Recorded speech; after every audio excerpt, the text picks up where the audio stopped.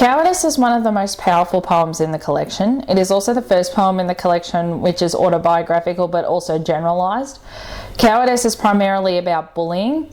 On an autobiographical level, Cowardice refers to a couple of people who used to be in my life who, I wouldn't call it harassing or bullying me, but they were contacting me and saying awful things about me, both by emailing me and on their social media accounts like Facebook. It was humiliating and hurtful, but what really pissed me off is the fact that I knew that these people who contacted me and said these things about me through email and social media, they were saying it because it was a way of getting to me or contacting me without having to face me directly. They didn't have the balls to say these things to my face, and I know they never will. On a generalised level, cowardice refers to the fact that as horrible as bullies are, at the end of the day, they are all the same. They are cowards, which is why I keep making reference to the fact that they hide. In this poem, I'm referring to cyberbullies in particular, as they are even more cowardly because they don't have the balls to say these awful things to people's faces. They think they are protected by the computer and the internet, which is what I refer to throughout the poem.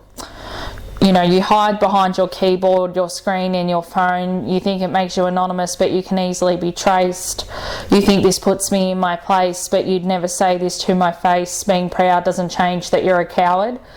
I also make reference to the fact that cyberbullies think it's okay to be a bully, or that it's different to what they think bullying is because they can't be seen. They think it's anonymous, but it really isn't. You know, IP addresses, social media accounts, they can easily be traced. There's 2 lines in the next stanza that pretty much summarises my feelings towards bullies and how they act. It's easy for you to hide when you have no spine. I will not defend you when you attack me and you can't undo your own doing is an interesting stanza, because unfortunately most bullies, because they are cowards, will choose someone who they view as an easy target, who won't stand up to them. With my personal experience with these particular people, with one of them, I didn't stand up to them because this person was a relative, but at the same time I let them know that I knew that they were saying these things about me, and interestingly, as far as I know, they haven't said anything about me since, at least not on the internet they haven't, and at least as far as I know they haven't.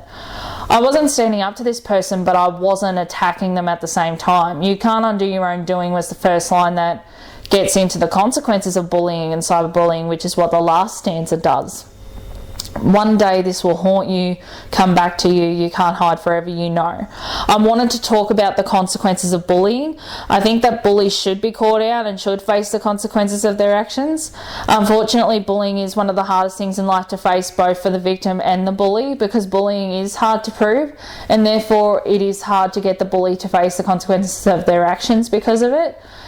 With cyberbullying, it is easier to prove because you can keep copies of instant chats and messages. However, it is hard to take action, especially legally, because the law hasn't quite caught up to technology, or when it starts to, there is another technology or other form of social media, and the technology becomes more sophisticated. And because most social media websites such as Facebook and Twitter are based in America, or nearly any other country, but not Australia, it is often hard to get them to do something about it or cooperate with police and legal authorities. It's also hard because people can access the internet on their phones, and any bully can bully anyone, anywhere, and any time, which is really unfortunate. That being said, the law is on its way with these issues. Sophie Monk recently had her cyber stalker arrested for harassing her on Twitter.